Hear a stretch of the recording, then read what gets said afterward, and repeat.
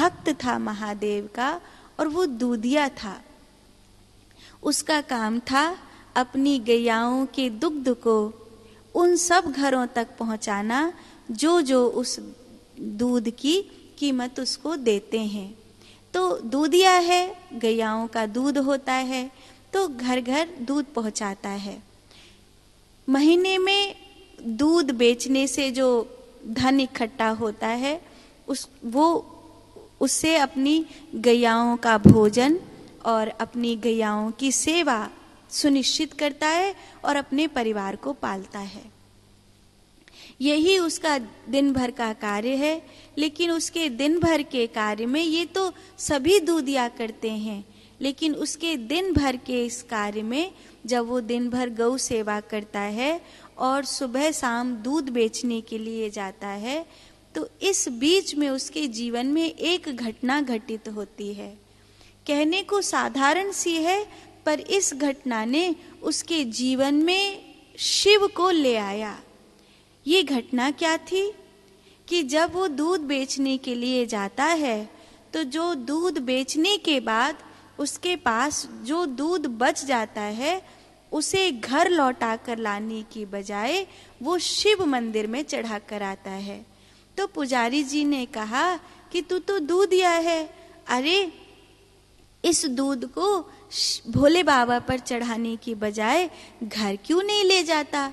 तो उसने कहा, घर के लिए जितनी आवश्यकता है उतना दूध मैं घर में निकाल कर ही निकलता हूँ, और जो दूध बेचने के लिए जाता हूँ तो बेचते समय जो जो लोग दूध ले लेते हैं उनके बाद मेरे पास दूध बचता ही बचता है। तो जब मेरे पास दूध बच जाता है तो मैं उसे भोले बाबा को चढ़ा देता हूँ। पर ये दूध तू भोले बाबा पर क्यों चढ़ा रहा है, क्यों बेकार कर रहा है? अरे क्यों बर्बाद कर रहा है? तो वो चिल्लाकर बोला, आंख निकाल कर बोला कि ये बर्बादी है? आपको लगता है कि ये मैं बेकार कर रहा हूं? अरे सब भोले बाबा के ऊपर जल चढ़ा कर जाते हैं, खाली पानी पी पी कर मेरे महादेव कमजोर नहीं पड़ जाएंगे, तो मैं उनको दूध पिलाता हूँ। थोड़ी सी तो ताकत रहनी चाहिए, तभी तो कभी दर्शन देंगे। इतना भोला भाव किसी भक्त का हो सकता है, ये तो अनोखी ही बात है। लगभग पूरा गांव उसकी भक्ति को जानता है, उसके इस भाव को जानता है।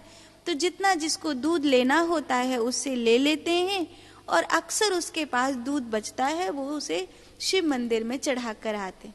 एक बार महादेव ने परीक्षा करी, एक सेठ सेठानी, उन्होंने कहा कि हमें दुग्ध की आवश्यकता है, हमारी फैक्ट्री में जितने कर्मचारी हैं हम उन सब को सुबह शाम दूध की सेवा देना चाहते हैं अपने कर्मचारियों के लिए।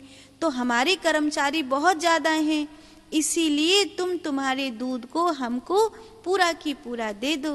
तो उसने कहा, पूरा की पूरा तो नहीं दूंगा, थोड़ा तो घर के लिए बचाता हूँ, थोड़ा भोले बाबा के लिए बचाता हूँ, और जो बचता है वो सब मेरा दूध बिक जाता है।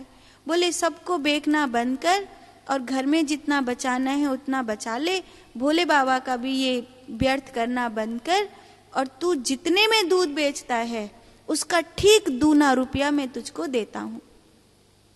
सेठ सेठानी ने कहा, लेकिन उसने कहा कि मैं पूरा दूध तो नहीं दे सकता, जितना बेचता हूँ उतना ही दूंगा। नहीं, इतना ये हमारी शर्त है कि एक एक बूंद दूध हमारे पास आ जाना चाहिए, क्योंकि तेरे यहाँ से सब कहते हैं कि शुद्ध पवित्र दूध निकलता है, और हम चाहते हैं कि शुद्ध देसी गौवंश का दूध तेरे यहाँ से बिना मिलावट के, बिना किसी उसके निकलता है, तो वो पूरा की पूरा हमारे घर आए, एक बूंद भी कहीं इधर उधर नहीं जाना चाहिए, तभी हम खरीदेंगे, नहीं तो नहीं खरीदेंगे। अब और लोग तो कहें, उसके मित्र सहयोगी जो संग उसके दूधिया थे, बाकी के दूधियाओं ने कहा ऐसा मौका बार बार नहीं मिलेगा, सेठ जी न्यों समझ रीझ गए तेरे ऊपर। अरे दूध तो हमारे घर में भी ढेर है, अगर हमसे कहें तो हम तो तुरंत तैयार हैं, पर बात तो ये है कि तेरी गैयाओं का जो शुद्ध देसी गौवंश का तू जो गैयाओं की साफ सफाई रखता है, जो गैयाओं को प्रसन्न रखता है, तेरे ही भाव पर सेठ जी रीझे हैं, इसलिए तेरे यहाँ का पूरा दूध लेना चाहते हैं, नहीं तो हम तो खूब देने के लिए राजी हैं। ऐसा मौका नहीं मिलेगा, हाँ कर दे, हाँ कर दे। और दूने भाव में दूध बिक रहा है, देखते देखते बहुत धनी हो जाएगा तू, और 10 गैया पाल लेगा, घर बन जाएगा तेरा टूटा, सब ठीक हो जाएगा। मन में तो आया बात तो ठीक है, दूना पैसा मिल रहा है दूध का, और पूरा पूरा दूध अगर दूने पैसे में बिकता है तो घर भी बन जाएगा 2-4 महीने में ही, और बहुत सारी चीजें हो जाएंगी, लेकिन मेरी खुशियां चली जाएंगी। सुबेरे सुबेरे जब महादेव का नाम लेते हुए दूध बेचने के लिए निकलता हूँ, सांझ प्रदोष बेला में शिव का नाम लेते हुए दूध बेचने के लिए निकलता हूँ, खुशी खुशी गांव से लौटते समय महादेव को दूध चढ़ाता हुआ घर आता हूँ, अपने परिवार के साथ बैठकर खुशी खुशी 2 रोटी खाता हूँ। किस बात की कमी है? अच्छा भला घर है जिसमें रह रहा हूँ, कोई ज्यादा जड़जड़ भी नहीं है, मेरी जितनी गैयाएं हैं उनसे मेरी गुजर बसर भी अच्छी चल रही है, बाल बच्चे भी खुश हैं। नहीं सेठ जी, मैं आपकी शर्त स्वीकार नहीं कर सकता, मुझे क्षमा कर दीजिए। महादेव राजी हुए, परीक्षा में सफल हुआ।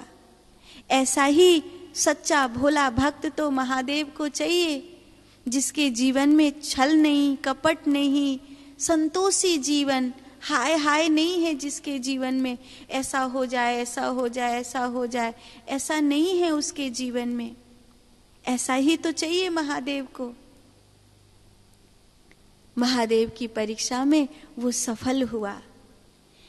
फिर एक बार महादेव एक वृद्ध बन करके आए, एक वृद्ध के रूप में परीक्षा महादेव ने ली।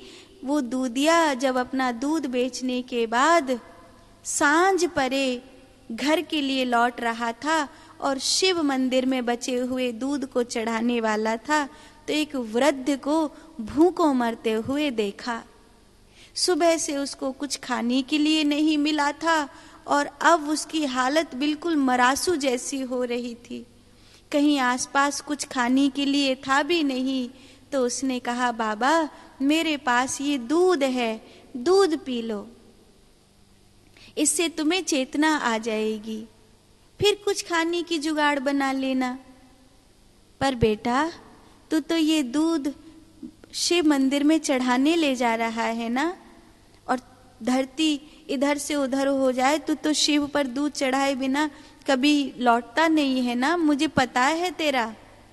बोला, बाबा आपके मुख में गया तो महादेव पर गया, महादेव पर गया तो महादेव पर गया। आज भोलेनाथ अपनी पिंडी में बैठकर न पिएंगे, आप में बैठकर पी लेंगे। आपके प्राण से ज्यादा जरूरी थोड़ी है, किसी के जीवन को बचाना भी तो शिव भक्ति है। ऐसा कहकर उसने दूध उस वृद्ध को पिलाया। दूध जब उसने वृद्ध को पिलाया तब तो महादेव पर रहा ही नहीं गया। महादेव साक्षात प्रकट हो गए और कहा, कैसे इतनी भक्ति, कैसे इतने भाव को प्रकट करता है रे तू, आज तेरे भाव ने मुझे प्रसन्न कर लिया।